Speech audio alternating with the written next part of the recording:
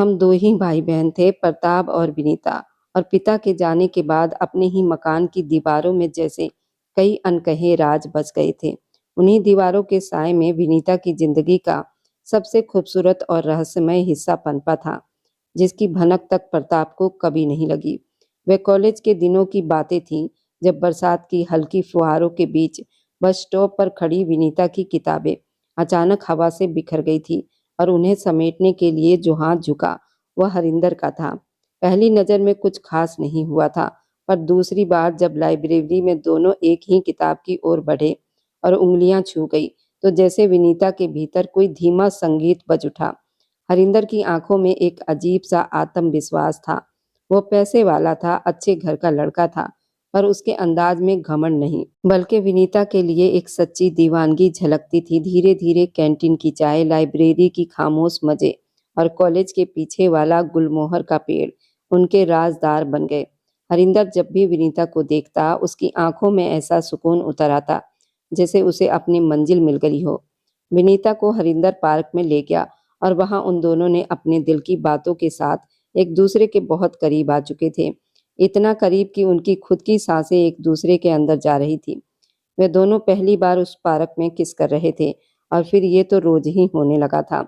अब कभी कैंटीन में वे दोनों एक दूसरे के होठों को चूम रहे होते। हरिंदर ने आज पहला वैलेंटाइन डे विश किया था और इसी खुशी में उसने उसे सोने का हार गिफ्ट किया था। विनीता को उसे अब रिटर्न गिफ्ट देना था। विनीता ने हरिंदर से कहा, हम ऐसी जगह चलते हैं जहां हम दोनों एक दूसरे के जिस्म से सुकून पा सकें। हरिंदर ने पास कहीं लवर गार्डन में कमरा बुक किया और विनीता को उसी कमरे में ले गया। पहली बार उन दोनों ने एक दूसरे के जिस्म को खुलेआम देखा था और वे दोनों मोहब्बत की आग में जल उठे थे। विनीता ने अपने आप को हरिंदर के हवाले कर दिया था। हरिंदर ने भी उसे बेहद सुकून पहुंचाया था, जिसकी इच्छा वो बहुत दिनों से कर रही थी। वे दोनों उस दिन सुबह से शाम उसी कमरे में आहों और सिसकियों के बीच बिताया था और एक दूसरे को जिस्मानी सुकून पहुंचाया था।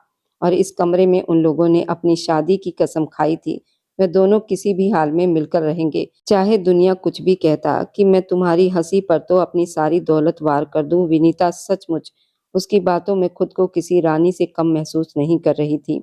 वह उसकी आवाज की आदी हो गई थी। उसके बिना दिन अधूरा लगता। रात को मोबाइल की धीमी रोशनी में उसके मैसेज पढ़ते हुए उसके गालों पर जो लाली आती, वह किसी दुल्हन की मेहंदी से कम नहीं थी। इस प्रेम कहानी का एकमात्र गवाह उसकी माँ थी, जिसे वो माँ ही कहकर पुकारती थी। माँ ने उसकी आंखों में वह चमक देख ली थी, जो एक लड़की में तभी आती है जब वह सच्चे मन से किसी को चाहने लगे। माँ ही जानती थी, हरिंदर सिर्फ अमीर नहीं, बल्कि विनीता पर जान छिड़कने वाला लड़का है, जो उसके लिए किसी भी हद तक जा सकता है। पर ये राज घर की चारदीवारी में ही कैद रहा। प्रताप को उसकी भनक तक नहीं लगने दी गई।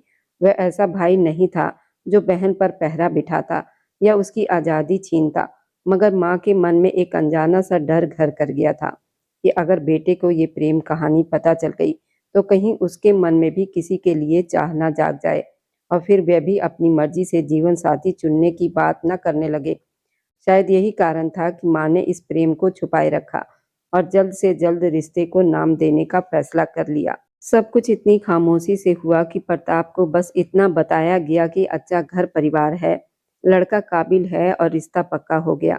विनीता की आंखों में उस दिन अजीब सी चमक और नमी साथ साथ थी, जैसे वह अपने प्रेम को दुनिया से छुपाकर एक नए सफर पर जा रही हो। विदाई के समय जब हरिंदर ने उसका हाथ थामा, तो उसकी पकड़ में आश्वासन भी था और जुनून भी।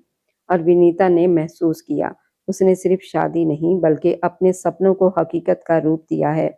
प्रताप बहन की खुशी में मुस्कुरा रहा था, पर उसे क्या पता था इस मुस्कान के पीछे कितनी गहरी रहस्यमयी मोहब्बत की कहानी छुपी थी, जिसे माँ ने अपने आंचल में छुपाकर सही वक्त पर अंजाम तक पहुंचा दिया था।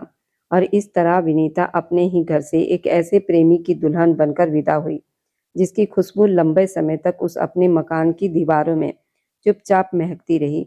पिता के जाने के बाद हमारा अपना मकान भी जैसे सूना पड़ गया था। दीवारें वही थी, आंगन वही था, पर छत से जैसे साया उठ गया था। प्रताप की माँ कुछ ही दिन पहले विधवा हुई थी और ससुराल से अपने दोनों बच्चों को अलग लेकर अपने ही मकान में रहने लगी थी। पिता की सरकारी नौकरी थी और अब उनकी पेंशन से ही घर खर्च चलता था, मगर उस घर में रोटी से ज्यादा हिसाब रखा जाता था। माँ स्वभाव से इतनी कंजूस थी कि जैसे हर दाना तौल कर दिल से निकालती हूँ। लेकिन इस कंजूसी में भी एक अजीब पक्षपात छिपा था। बेटे से कहीं ज्यादा उन्हें अपनी बेटी विनीता से मोह था। विनीता की शादी उन्होंने उसकी जिद पर लव मैरिज में बिना दहेज के कर दी थी। तब उन्होंने समाज के सामने बड़े गर्व से कहा था, उन्हें दहेज की लालच नहीं। मगर जब बेटे प्रताप की शादी की बारी आई, तो वही माँ पूरे दहेज के साथ बारात लेकर लौटी, जैसे बेटे का विवाह नहीं, कई अधूरा सपना पूरा हुआ हो। बहू शशि जब इस घर में आई, उसके पाँव की महावर अभी सूखी भी नहीं थी कि उसके साथ आए गहनों और नगद पैसों और सामान की गिनती शुरू हो गई। धीरे धीरे शशि को एहसास हुआ कि वह इस घर की बहू कम और एक साधन ज्यादा है। प्रताप अच्छी कमाई करता था, सुबह से शाम तक मेहनत में डूबा रहता, ये सोचकर संतुष्टि कि उसका परिवार सुरक्षित है। मगर सच्चाई ये थी कि उसके ससुराल से मिले सारे पैसे माँ ने चुपचाप विनीता को सौंप दिए थे और बाद में प्रताप की तनख्वाह का भी बड़ा हिस्सा किसी न किसी बहाने से बेटी तक पहुंचाया जाता। अपने ही मकान में रहने के बावजूद घर में तंगी का ऐसा माहौल था कि रसोई के डिब्बे ताले में बंद रहते, तेल की बोतलें नाप कर खुलती और चीनी चम्मच से नहीं, उंगलियों से तौली जाती। शशि बहुत समझदार लड़की थी, उसने कभी अपने पति प्रताप से अपनी सास की बुराई नहीं की। वह जानती थी कि पिता के बाद माँ ही उसके जीवन का सहारा है और वह उस सहारे को टूटते नहीं देखना चाहती थी। वह हर ताने को मुस्कान में बदल देती, हर अपमान को चुप्पी में छुपा लेती। मगर त्याग भी एक सीमा होती है और जब अभाव बच्चों की मासूमियत को निगलने लगे, तो वह सिर्फ गरीबी नहीं, एक गहरा अन्याय बन जाता है। शशि का 3 साल का बेटा जो अभी ठीक से बोलना भी नहीं सीख पाया था, चोरी छुपे घर के पीछे पड़े कचरों के ढेर से कुछ खाने लायक चीजें ढूंढ लाता। कभी किसी के फेंके हुए बासी ब्रेड के टुकड़े, कभी आधा खाया फल उन्हें अपनी नन्ही हथेलियों से झाड़ कर खाता और फिर मासूमियत से अपनी माँ के पास आकर कहता, माँ तुम भी खा लो। उस पल राशि की आत्मा जैसे रो उठती, वह उसे सीने से चिपका लेती, आंसू उसके बालों में भीग जाते, पर होठों पर वही मजबूरी मुस्कान रहती, ताकि बच्चा भूख को खेल समझे, अपमान को सच ना जाने। अपने ही मकान में रहते हुए उसका बच्चा कूड़े से रोटी ढूंढे, ये विचार शशि के दिल को हर रोज चीर देता। उसे लगता था कि इस घर की दीवारों में ईंट कम और भेदभाव ज्यादा जुड़ा है। जहां दहेज के पैसे बेटी के सुख के लिए बहाए जाते हैं और बहू के हिस्से में सिर्फ बचत, ताने और चुप्पी आती है। प्रताप अब भी अनजान था। माँ अपनी ममता को बेटी तक सीमित रखे बैठी थी और शशि अपने आंसुओं को तकिए में छुपाकर हर सुबह फिर से रसोई में खड़ी हो जाती थी। उस घर में भूख सिर्फ पेट की नहीं थी, वह बराबरी, अपनापन, सम्मान की भूख थी, जो हर रात सिसकियों में बदल जाती, सुबह फिर एक नई चुप्पी ओढ़ लेती थी, जैसे दर्द भी अब उस अपने मकान की दीवारों का स्थायी हिस्सा बन चुका हो। ये कहानी उस दिन शुरू हुई थी जब शशि की शादी प्रताप से हुई थी। माँ ने मेरी शादी बहुत देखभाल और सोच समझकर तय की थी। उनकी बस यही इच्छा थी कि बहू घर संभालने वाली आए और रिश्तों को जोड़कर रखे। मेरी तनख्वाह अच्छी थी और जिंदगी आराम से चल सकती थी। मगर सगाई होते ही मेरी दुनिया बदलने लगी, क्योंकि मैं अपने होने वाली पत्नी शशि से चोरी छुपे मिलने लगा था और अपनी बहन से शशि का नंबर लेते ही मैं उस नंबर पर ट्राई करने लगा था और मेरा शक सही निकला। फोन सही जगह पर लगा था। शशि ने ही फोन उठाया था। शायद उसको भी मुझसे बात करनी थी और उस दिन के बाद से वही अरेंज मैरिज धीरे धीरे लव मैरिज में बदलने लग गई। मैं शशि को शादी से पहले दिन से चाहने लगा था। एक दिन मैं शशि के स्कूल चला गया था और उस दिन से हमारी मुलाकातें भी शुरू हो गई थी और शशि भी मुझसे बहाने बहाने बाहर मिला करती थी और अपने दिल की चाहत मुझे बताया करती थी। दूसरी मुलाकात में ही मैं शशि के बहुत करीब आ गया था, उसके धड़कनों के करीब आ गया था। उसने पहली बार जब मेरा हाथ पकड़ा था, जैसे पूरी दुनिया थम गई हो। उसने अपनी मोहब्बत की कसम खिलवाई थी, मेरा हाथ ले जाकर अपने सीने पर रखा था, जिससे मेरा हाल बहुत बुरा हो गया था। उस दिन शशि मेरे सीने से लगी मेरी धड़कनों को सुन रही थी और उस दिन मुझे भी बेहद गुमान हुआ था कि मैं बहुत खुशकिस्मत हूँ, जिसे इतनी खूबसूरत मंगेतर मिली है और मैंने पहली बार उसके होठों को छुआ था। ये किस बहुत लंबा चला था। फिर शशि ने वादा किया था, हम इससे आगे नहीं बढ़ेंगे जब तक हमारी शादी नहीं हो जाती। मैं उसकी बात को मान गया था। उससे अनगिनत वादे किए थे कि मैं उसे हर खुशी दूंगा उसके आँखों में जो सपने हैं उसे सच कर दिखाऊँगा और उसकी हँसी को कभी फीका नहीं पड़ने दूँगा। शशि भी मेरी ही तरह खुले मिजाज की थी, बात-बात में मोहब्बत लुटाने वाली औरत थी। अब हम मिलते तो समय जैसे थम जाता, उसकी हथेलियाँ मेरी उँगलियों में सिमटती और उसकी धीमी मुस्कान मेरे दिल की धड़कनों को तेज कर देती। मैं उसे घुमाने ले जाने के सपने बुनता और वो मुस्कुराकर कहती कि बस साथ चाहिए, जगह अपने आप खूबसूरत हो जाती है। मैं दीवानों की तरह उसे चाहने लगा था और फिर आखिरकार वह दिन भी आ गया, जब हम दोनों की शादी हो गई। मैं तो उसे देखकर दीवाना हो गया था। वह सुहाग रात के दिन बेहद कातिल लग रही थी और मेरा तो हाल ही बुरा था। मेरी सारी इच्छाएं पूरी हो गई थी। मेरी दुल्हन मेरे घर आ गई थी। मंगनी के 1 साल के बाद मेरी शादी फाइनली आज हो गई थी। और मैं तो बहुत ज़्यादा एक्साइटेड था। सुहाग रात के लिए मैंने क्या कुछ नहीं सोच रखा था। जब मैं शशि के सामने गया तो मैं तो जैसे दीवाना हो गया था। उसने बड़े प्यार से मेरा पैर छुआ, मुझसे आशीर्वाद ली। सिंदूरदान तो मैंने मंडप में कर आया था, पर मेरी पत्नी अपने हाथों में फिर से सिंदूर लिए बैठी थी और उसकी इच्छा थी कि वह सामने से मुँह दिखाई में मैं उसकी माँग भरूँ। मैंने वैसा ही किया और उसके लिए मैंने पहले से ही मुँह दिखाई में सोने का हार लिया हुआ था, जो मैंने उसके गले में पहना दिया था। उसके बाद मैं उसके गर्दन को चूमता हुआ दोबारा से बिस्तर पर लिटा चुका था। धीरे-धीरे उसके ब्लाउज के हुक तक पहुँचा। उसने ज़रा भी आनाकानी नहीं की। शायद वह भी इसी इंतज़ार में थी और फिर मैं धीरे-धीरे उसको सारे कपड़ों से आज़ाद करता दीवाना हुआ था। मेरी खुद की हालत बहुत बुरी हो रही थी। मेरी मनपसंद की दुल्हन मेरे सामने बिन कपड़ों की थी। मैं उस पर घटा बनकर छा गया था। वह भी बादल बनकर मुझ पर फट पड़ी थी। दोनों की हालत सेम हो रही थी। कुछ घंटों की मेहनत में शशि की चीखें तेज हुई, पर शशि ने अपने ऊपर से मुझे ना हटने दिया। उसके आहों के बीच मैं तो जैसे दीवाना हो रहा था। सारी रात हम दोनों की मोहब्बत में ही कटी थी। बहन की आवाज़ पर आँख खुली थी। अब हर दिन हमारी सुहाग रात की तरह बीत रही थी। दफ्तर से लौटते वक्त कदम तेज हो जाते थे क्योंकि दरवाजे के उस पार शशि मेरा इंतजार करती। मैं उसे बाहर घुमाने ले जाता, बाहर से खाना मंगवाता। हम दोनों उन छोटे-छोटे पलों में बहुत खुश रहते। उसकी हंसी मेरे लिए सबसे बड़ी दौलत थी। फिर चीकू और बंटी आए। उनकी किलकारियों से घर में रौनक भर गई। शशि बच्चों को गोद में लेकर जब मुझे देखती तो उसकी आंखों में एक पूरा भविष्य चमक उठता। लेकिन ये सब मेरी माँ को पसंद नहीं आता। उन्हें सिर्फ भविष्य की चिंता रहती और अपनी इकलौती बेटी सीमा के लिए बचत का बोझ। घर खर्च का हर पैसा बचाकर सीमा पर खर्च होने लगा। मुझे माँ और बहन की परवाह थी, मगर मेरी जिम्मेदारी शशि और बच्चों के प्रति भी थी। मैं चाहता था कि मेरी पत्नी को किसी चीज की कमी न हो, पर माँ के आगे मेरी एक न चली। मैंने अपनी पूरी कमाई उनके हाथों में सौंप दी। घर ठीक से चले। उसी दिन से घर का नक्शा ही बदल गया। हर चीज पर ताले लगने लगे। खर्च गिनती में आने लगा और हंसी की जगह खामोशी बैठने लगी। मेरे दोनों बेटे चीकू और बंटी भूख से बेहाल होने लगे और शशि उन्हें सीने से लगाकर अपनी भूख छुपा लेती। रात को वो मेरे पास लेटकर कुछ कहना चाहती, फिर चुप हो जाती। मैं उसका हाथ थाम लेता और वो मेरी उँगलियां पकड़ लेती। उस स्पर्श में अब भी वही मोहब्बत थी, मगर उसके नीचे टूटी हुई उम्मीद की थरथराहट छिपी होती। मेरे किए हुए सारे वादे माँ और बहनों के सामने झूठे पड़ गए। उनके भविष्य की चिंता ने मेरे घर का बेड़ा गर्क कर दिया। वे जहाँ थे वहीं सिमट कर रह गए, मगर मैं आगे बढ़ना चाहता था। भविष्य को अपने नजरिए से देखना चाहता था और उसमें शशि भी शामिल थी। फिर भी मैं माँ के आगे उसकी मोहब्बत को समझ न सका और घर की सारी जिम्मेदारी माँ और बहन पर छोड़ दी। तब जाकर मुझे एहसास हुआ कि मैंने घर चलाने की चाबी तो सौंप दी थी, लेकिन शशि के सपने, चीकू और बंटी की मासूम भूख और अपने ही प्यार की गर्माहट को धीरे-धीरे ताले के पीछे बंद होते देखा। मेरे बच्चे जब रात को दूध मांगते तो मेरी पत्नी अक्सर दूध में थोड़ा-सा पानी डालकर उन्हें पकड़ा देती और मासूमियत से समझाने की कोशिश करती। शायद वही दूध है। मुझे तो हमेशा यही गुमान रहता था कि उसने उन्हें ठीक से दूध भी नहीं दिया होगा। मेरी माँ ने घर के सारे सामान पर ताले लगाए हुए थे।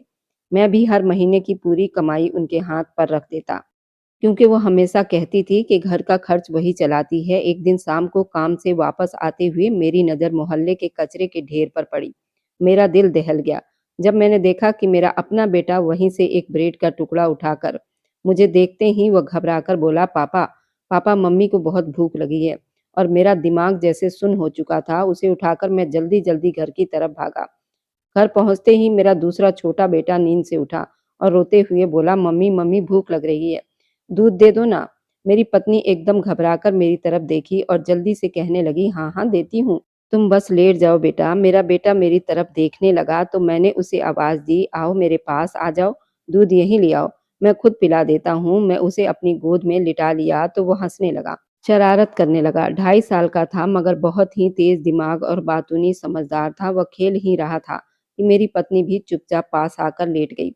उसने दूध खिड़की के पास रख दिया। मेरा बेटा मुंह बनाकर मेरी गोद से निकला, अपनी जगह पर लेटा और दूध मुंह से लगा लिया। मैंने पत्नी से कहा, मुझे पकड़ा देती, मैं खुद पिला देता। और फिर धीरे से कहा, देख आज भी वो मेरे पास बैठना चाहता था मगर तुमने उसे दूर भेज दिया।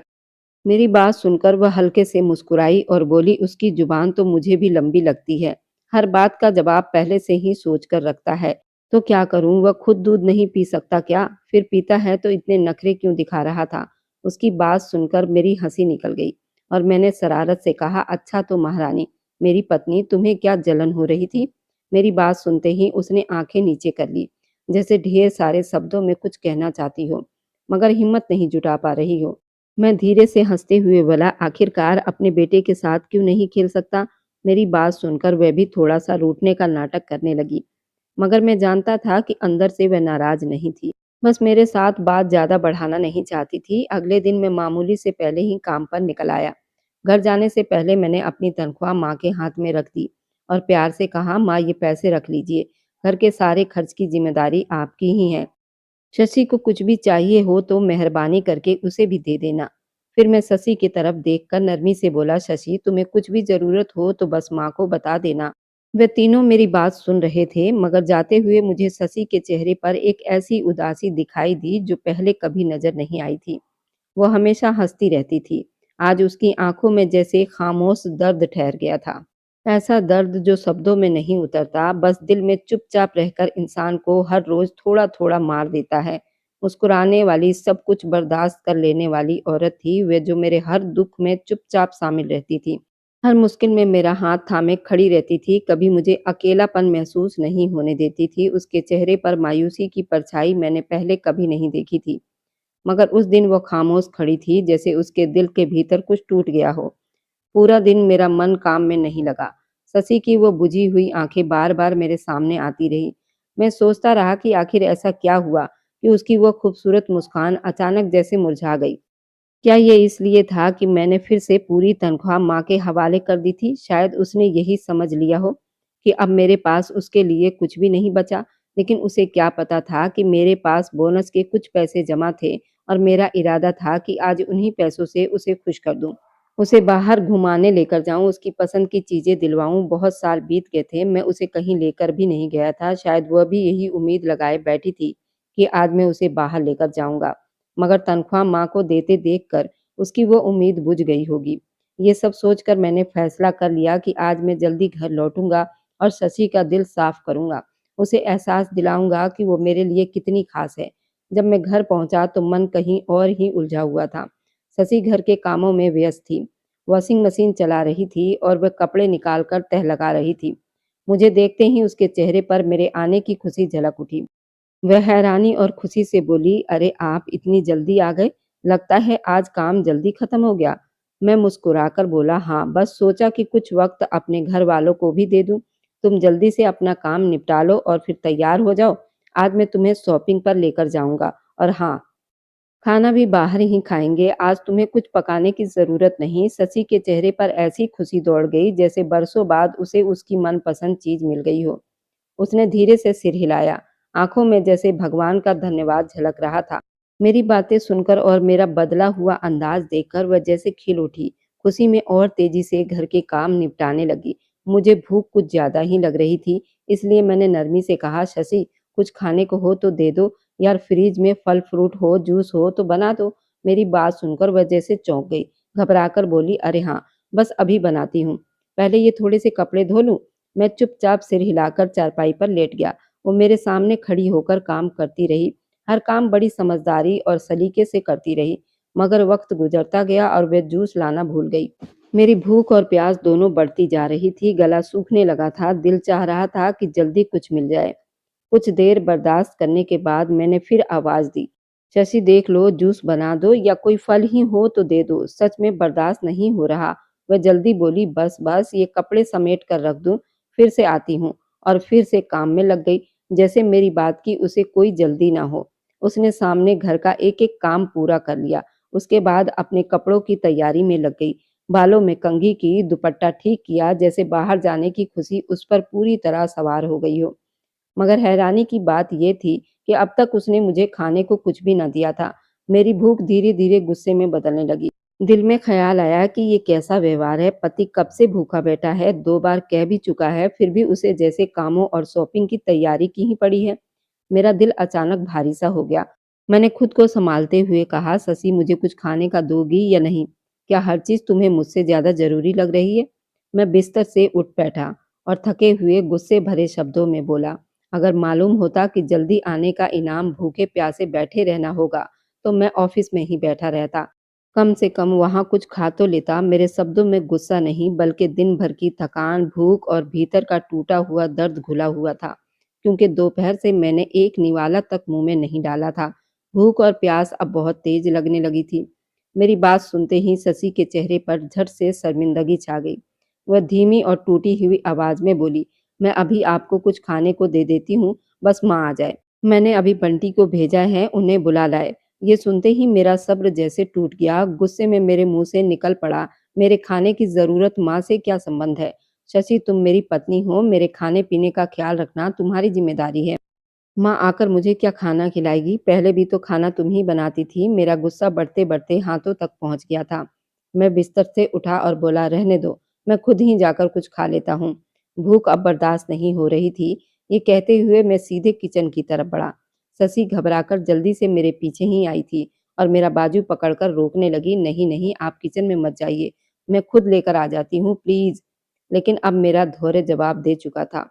मैंने उसका हाथ हटाया और भारी कदमों से किचन की तरफ अंदर चला गया। अंदर पहुंचते ही मेरे कदम वहीं जम गए थे। मेरी आंखें हैरानी से फैल गई थी, जैसे किसी ने सीने के बीचों बीच जोर से घूंसा मार दिया हो। फ्रिज पर ताला लगा हुआ था। राशन के सारे दराज तालों में बंद थे। अलमारियों पर भी ताले जड़े थे। बाहर एक निवाला तक खाने का नहीं रखा था। ये घर था या कोई कैद खाना? मैंने पलटकर शशि की तरफ देखा। हैरानी, दुख और गुस्से ने मेरी आवाज को भारी कर दिया। ये सब क्या है? किचन की हर चीज पर ताले क्यों लगे हैं? आखिर ये सब किसके लिए छुपाया जा रहा है? शशि ने तुरंत नजरें झुका ली, जैसे कोई मुजरिम हो। उसकी आवाज बहुत मुश्किल से निकली, "ताले मैंने नहीं लगाए, ये सब मम्मी ने लगाए हैं। चाबियां उन्हीं के पास रहती है।" फिर वे और भी धीमी हो गई, जैसे अंदर ही अंदर टूट रही हो। "मैं तभी से माँ का इंतजार कर रही थी, इसलिए आपको कुछ खाने को नहीं दे सकी। मेरे हाथ में कुछ भी नहीं होता, मैं चाहकर भी कुछ नहीं दे पाती।" उसके शब्दों में ऐसा दर्द था कि मेरे सीने पर बोझ और बढ़ गया। मैं कुछ पल बस उसे देखता ही रह गया। समझ ही नहीं पा रहा था कि गुस्सा किस पर करूं और अपने दिल का दर्द किसे सुनाऊं। दिमाग में बस एक ही सवाल अटका था, आखिर माँ किचन पर ताले क्यों लगाती हैं? शशि ने बेहद धीमी आवाज में कहा, "मुझे नहीं मालूम माँ ऐसा क्यों करती हैं, आप खुद ही उनसे पूछ लीजिए।" ये कहकर वह किचन से बाहर चली गई, मगर इस बार उसके शब्दों में वो मिठास नहीं थी जो हमेशा होती थी। जिंदगी में पहली बार उसने मुझसे ऐसे सख्त और थके हुए लहजे में बात की थी, वरना उसकी आवाज तो हमेशा कानों में मिठास घोल देती थी, नरम, सम्मान और प्यार से भरी होती थी। उसकी बदली हुई आवाज ने मुझे भीतर से बेचैन कर दिया और मैं घबराहट और बेसब्री के साथ माँ के आने का इंतजार करने लगा। जैसे ही माँ घर में दाखिल हुई, मैं बिना किसी लिहाज किए पूछ बैठा, "माँ, किचन में हर जगह ताले क्यों लगाए हैं? बाहर तक कुछ खुला नहीं छोड़ा? आखिर ये सब किसके लिए कर रही हो? घर में मैं हूँ, शशि हैं, बच्चे हैं, इसके अलावा और कौन है? कोई नौकरानी भी तो नहीं आती कि सामान चोरी हो जाए?" मेरा सवाल सुनते ही माँ एक पल को घबरा गई, जैसे पकड़ी गई हूँ। फिर खुद को संभालते हुए बनी-बनाई बातें करने लगी। "मैं तो पड़ोस में जा रही थी। तुम्हारी पत्नी का क्या भरोसा? कभी भी कहीं पर भी चली जाती है, इसलिए मैंने किचन में ताला लगा दिया। बाहर का दरवाजा भी खुला रहता है, कोई अंदर आकर सामान ना उठा ले, इसलिए सावधानी रखती हूँ।" उनकी बातें सुनकर मैं गहरी सोच में पड़ गया। सची तो वैसे भी घर से बाहर निकलने में बहुत झिझकती थी। अकेले कहीं आने-जाने का नाम तक नहीं लेती थी, मगर उस वक्त मुझसे बहस करने की हिम्मत नहीं बची थी। मैंने माँ से चाबियाँ ली, किचन का ताला खोला, फ्रिज से कुछ फल निकाले और खुद भी खाने लगा। साथ ही शशि और बच्चों को भी दे दिए। बच्चे फलों पर ऐसे टूट पड़े जैसे बरसों बाद उन्हें कुछ खाने को मिला है। उनकी भूखी हालत देखकर मेरा दिल कांप उठा मुझे खुद पर ही गुस्सा आ गया। मैंने शशि की तरफ देखा और सख्त शब्दों में कहा, देखो, बच्चे कैसे भूखों की तरह हर चीज पर टूट रहे हैं। अगर मैं किसी और के घर में होता तो मेरी क्या इज्जत रह जाती।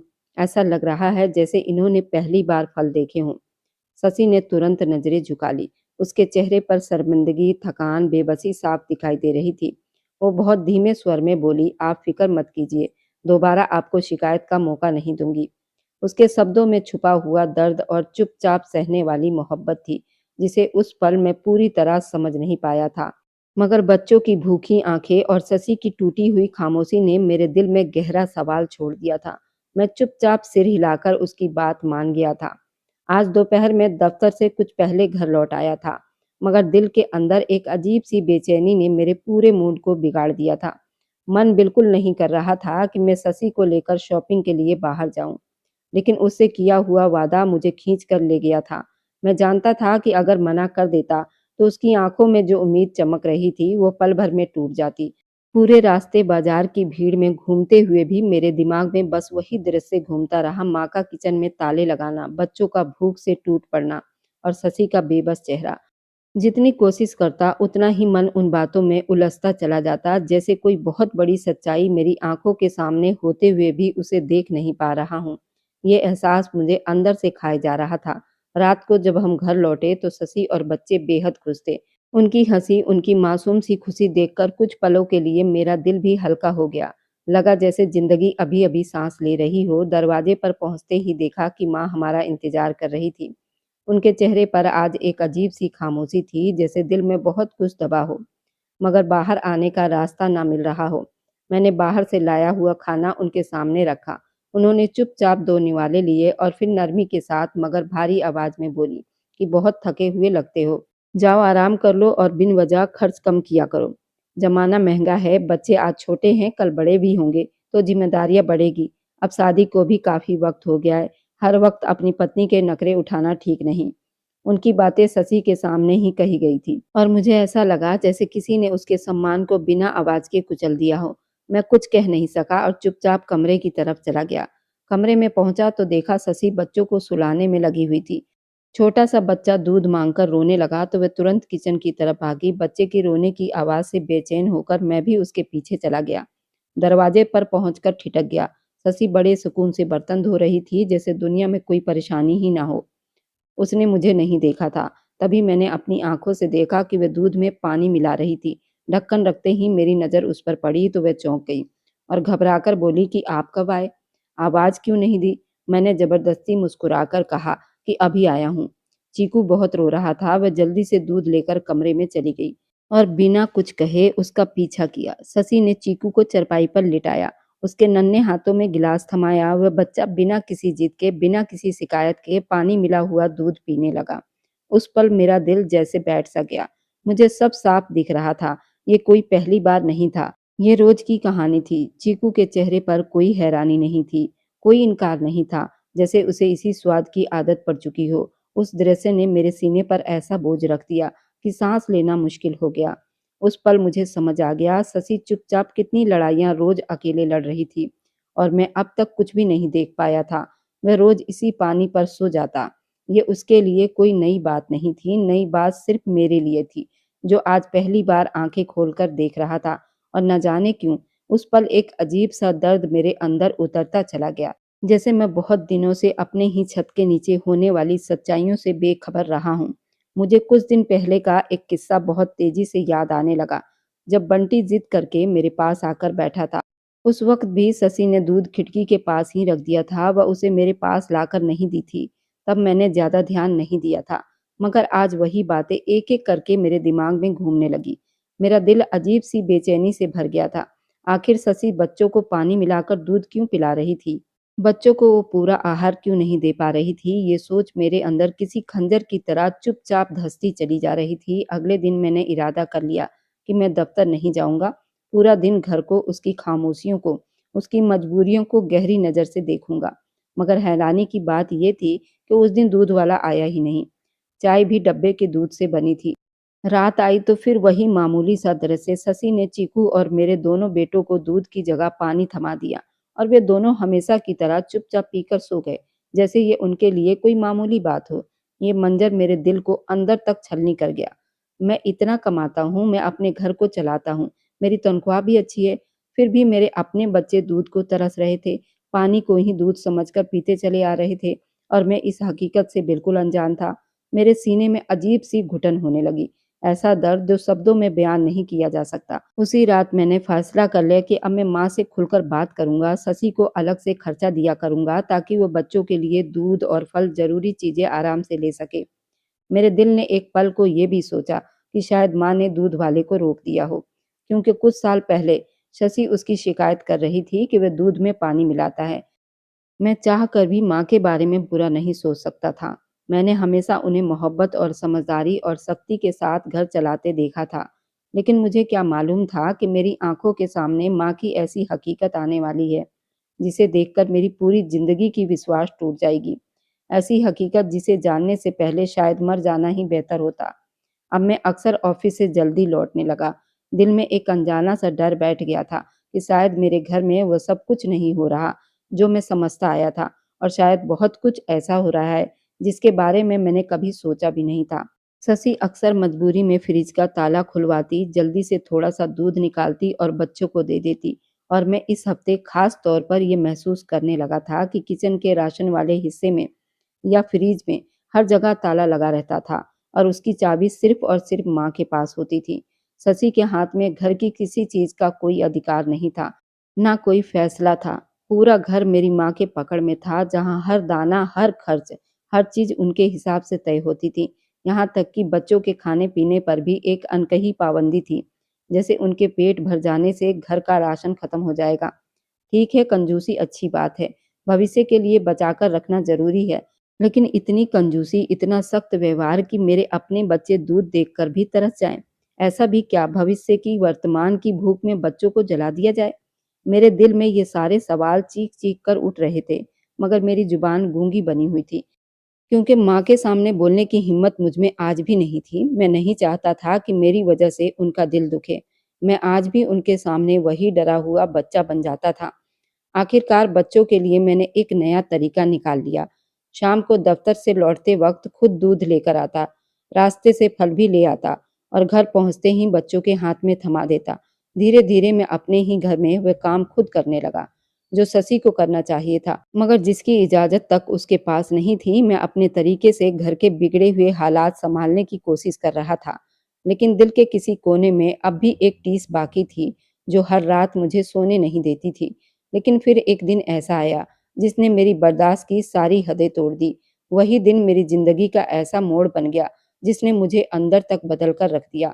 उस दिन मैं शाम को दफ्तर से मामूली से भी पहले घर लौट रहा था और जो मंजर मेरा इंतजार कर रहा था उसने मेरी रूह तक हिला दी। रास्ते में जो खाली प्लाट पड़ा हुआ था, वहां अचानक मेरी नजर गई तो मेरी सांसें जैसे अटक गई। दिल सीने में ऐसे धड़का जैसे किसी ने मेरे सीने पर जोर से मुक्का मार दिया हो। कुछ पलों के लिए मैं पत्थर सा बन गया था। वहां मेरा अपना बेटा, मेरा बंटी, कचरे के ढेर में झुका हुआ था, गंदी थैलियों में हाथ डालकर ब्रेड के बासी टुकड़े निकाल रहा था और उन्हें झाड़ कर पोंछ कर अपने कपड़े में समेट रहा था, जैसे कोई कीमती खजाना इकट्ठा कर रहा हो। मेरी टांगें कांपने लगी। मैं तेजी से दौड़ा और उसे बाजुओं से पकड़कर झकझोर दिया। बंटी, ये क्या कर रहे हो? कूड़े में हाथ क्यों डाल रहे हो? ये सड़ी हुई ब्रेड किसके लिए उठा रहे हो? घर में किस चीज़ की कमी है? बताओ, आखिर क्यों? बंटी डरकर मेरी तरफ देखने लगा। उसकी आँखों में डर था, भूख थी, एक ऐसी मजबूरी थी जो मेरे दिल को चीर देने के लिए काफ़ी थी। वह रोते हुए बोला, पापा, माँ को बहुत भूख लगी है, वो बीमार है। घर में खाना नहीं था, इसलिए मैं उनके लिए ब्रेड लेने आया था। ये कहकर उसने मेरा हाथ झटका और तेजी से घर की तरफ भाग गया, जैसे किसी की जान बचाने के लिए दौड़ रहा हो। मेरे कदम जैसे बोझिल हो गए थे, फिर भी मैं उसके पीछे दौड़ा। दिल में ऐसी टीस उठ रही थी कि सांस लेना मुश्किल हो रहा था। घर पहुंचा तो एक और कयामत मेरा इंतजार कर रही थी, एक ऐसी कयामत जिसने मुझे अंदर तक तोड़ दिया था। शशि फर्श पर बेहोश पड़ी थी। उसका चेहरा तपते हुए लाल हो चुका था, बदन आग की तरह जल रहा था। तेज बुखार की लपेट उसकी सांसों से साफ महसूस हो रही थी। चीकू उसके पीछे बैठा उसे सहारा दिए हुए था और बंटी कपड़े में लिपटी भीगी हुई ब्रेड उसके मुंह के पास ला रहा था, जैसे किसी जख्मी को मरहम दिया जा रहा हो। शशि ने बड़ी मुश्किल से एक टुकड़ा गले से उतारा, मगर पल भर में ही उल्टी हो गई। सारा खाया हुआ उसके सामने ही गिर पड़ा। मेरी आंखों के सामने अंधेरा छा गया। माँ वह एक कोने में चारपाई से टेक लगाए बैठी थी। सब कुछ देख रही थी, सब कुछ सुन रही थी, मगर इतनी बेपरवाह जैसे ये घर, ये बच्चे, ये औरत उनके लिए अजनबी हो। मेरा सब्र टूटने के करीब था। मैंने दफ्तर का बैग वहीं फेंका और घुटनों के बल शशि के पास बैठ गया। शशि, शशि, क्या हुआ तुम्हें? तुम इस हालत में ज़मीन में क्यों पड़ी हुई हो? कुछ तो बताओ, कुछ तो कहो। शशि ने बड़ी मुश्किल से आँखें खोली, जैसे मुझे पहचान कर उसका दर्द और बढ़ गया हो। उसकी आँखों से आँसू बहने लगे। काँपती हुई आवाज़ में वो बोली, मैं बहुत भूखी थी। सुबह से कुछ भी नहीं खाया। उसी पल मेरे बच्चे भी ज़ोर-ज़ोर से रोने लगे। चीकू और बंटी हिचकियों में बोले, पापा, माँ बहुत बीमार है। मैंने अपनी पत्नी, अपनी शशि का चेहरा अपने हाथों में थाम लिया। वह चेहरा जिसे कभी मैंने मोहब्बत से चूमा था, जिस पर मेरी पूरी दुनिया बसती थी। तुम ठीक हो जाओगी। शशि, कुछ बोलो, मेरी तरफ देखो। उसने कमजोर सी नजर मेरी तरफ उठाई। आंखों में आंसू भर आए और वे फूट फूट कर रोने लगी। उसके साथ मेरे बच्चे भी रो रहे थे। उस पल ऐसा लग रहा था जैसे मेरी दुनिया उलट गई हो, जैसे मैं किसी गहरे अंधेरे कुएं में गिर गया हूँ जहाँ सिर्फ बेबसी, दर्द, टूटती हुई सांसें हैं। डॉक्टर ने साफ शब्दों में कहा था, शशि को रोटी नहीं देनी, उसकी तबीयत और बिगड़ सकती है। इसलिए हमने दादी से बहुत विनती की थी, कम से कम बिस्किट या ब्रेड दे दें, मगर उन्होंने खाने की हर चीज देने से मना कर दिया था। उनका कहना था कि घर का राशन यूं ही नहीं लुटाया जा सकता। उस एक जिद में मेरी जिंदगी की सारी सच्चाइयों को मेरे सामने नंगा कर दिया था। तुम्हारी पत्नी को दिखावे की आदत है, ये सब नखरे करती है, उसे रोटी और दूध चाहिए, यही सब कहकर माँ ने बात को टाल दी थी। जबकि हकीकत ये थी कि बंटी और चीकू कूड़े के ढेर से ब्रेड उठा लाए थे और शशि की हालत इतनी बिगड़ चुकी थी कि वह उसे खा भी नहीं सकी और तुरंत उल्टी कर दी। ये मंजर देखकर बच्चों के चेहरे पर डर सा छा गया। मेरे बेटे ने सिसकते हुए पूछा, पापा, माँ मर तो नहीं जाएगी? उसकी आवाज में ऐसा दर्द था कि मेरा दिल टूट कर रह गया। मैंने उसे गोद में उठाया, सीने से लगा लिया और मेरी आंखें बेकाबू होकर माँ की तरफ उठ गईं। गुस्से और बेबसी से भरी हुई थी। शशि को जल्दी से अस्पताल लेकर गया। डॉक्टर ने साफ कहा, शशि के शरीर में बहुत ज्यादा कमजोरी है। लंबे समय से ठीक से न खाने की वजह से ये हालत बनी है और ये लापरवाही जानलेवा भी हो सकती थी। ये सुनते ही मेरी आंखों के सामने अंधेरा सा छा गया। मैं वही आदमी था जो हमेशा ये मानता रहा, मेरे घर में किसी चीज की कोई कमी नहीं है, मगर सच्चाई ये थी कि मेरे अपने बच्चे भूख से कमजोर हो रहे थे और मैं कुछ नहीं देख पा रहा था। अस्पताल से लौटते वक्त मैंने गर्मा गर्म खाना, फ्रूट और जूस पैक करवाया। घर पहुंचकर पहले बच्चों को पेट भरकर खिलाया, फिर शशि के पास बैठकर उसके माथे पर हाथ रखा, उसकी कमजोर उंगलियों को अपनी हथेली में भर लिया और पहली बार दिल से महसूस किया, ये औरत सिर्फ मेरी पत्नी नहीं, मेरी पूरी दुनिया है। उसके चेहरे पर हल्की सी मुस्कान आई, जैसे मेरा छूना उसके लिए दवा बन गया हो। उसके बाद मैं सीधा माँ के पास गया। मैंने शशि की हालत और बच्चों की भूख के बारे में सब बता दिया, मगर उन्होंने हंसकर बात टाल दी और कहा कि उस औरत को ड्रामा करने की आदत है। मैं एक एक रुपया बचाकर रखती हूँ, फालतू खर्च बर्दाश्त नहीं करती। एक दिन देखना तुम्हारे ये सब काम आएंगे। उनकी बातें सुनते सुनते मेरे अंदर का सब्र पूरी तरह टूट गया। मैंने भरी आवाज में कहा, माँ, आज के बाद घर का खर्च मैं खुद संभाल लूंगा, आपको सिर्फ आपकी जरूरत का पैसा मिल जाएगा। शशि ने रास्ते में मुझे सब बता दिया था कि कैसे उसे हर छोटी छोटी चीज के लिए तरसना पड़ता था, कैसे बच्चों के दूध तक पर ताले लगे हुए थे। उस दिन के बाद मैंने घर की सारी जिम्मेदारियां अपने हाथ में ले ली। वक्त बीतता गया, घर में फिर से सुकून लौट आया। बच्चों के चेहरे पर हंसी आने लगी, उनकी आंखों से डर गायब हो गया। शशि की तबीयत धीरे धीरे ठीक हो गई। रात को जब वो बच्चों को सुलाकर थकी हुई मेरे पास बैठी तो मैं उसके सर पर हाथ फेर देता। वह चुपचाप मेरी तरफ देखती, उसकी आंखों में शुक्रिया होता। बिना एक शब्द कहे, शायद यही हमारी सबसे गहरी मोहब्बत थी, खामोश मगर सच्ची। बाद में मुझे पता चला कि माँ की सारी भविष्य की चिंता सिर्फ बहन सीमा के लिए थी।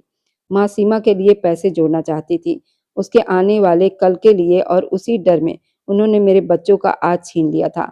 आज ये सच उनके सामने आया तो पहली बार माँ की आंखों में शर्मिंदगी दिखी। वह चुप हो गई। अब वह सीमा का नाम लेते वक्त भीग जाती थी और कई बार बच्चों को देखते हुए उनकी आंखें भर आती थी। शायद उन्हें समझ आ गया था कि भविष्य को बचाने के चक्कर में उन्होंने वर्तमान को कितना दर्द दिया था। उस दिन मैंने देखा, माँ ने खुद अपने हाथों से बच्चों को दूध दिया और शशि के लिए फल काट कर रखे। उनकी उंगलियां कांप रही थी। घर में फिर से शांति थी, मगर उस शांति के पीछे बहुत आंसू छुपे हुए थे। कहानी यहीं खत्म नहीं होती, मगर यही समझ आ गया, मोहब्बत अगर समझदारी के बिना पर हो तो वह जख्म बन जाती है, और जब समझ आ जाए तो वही मोहब्बत इंसान को अंदर से बदल देती है। उस रात मैंने शशि को अपने पास खींच लिया, उसके माथे को चूमा और दिल ही दिल में खुद से वादा किया, अब इस घर में कोई भी भूखा नहीं सोएगा, चाहे मुझे किसी से भी लड़ना पड़े। अगर आज की कहानी ने आपके दिल के किसी कोने को छू लिया हो, तो आगे आने वाली रोमांच से भरी दिलचस्प कहानी के सफर में मेरे साथ बने रहने के लिए मेरे चैनल को लाइक, सब्सक्राइब ज़रूर करते जाएं।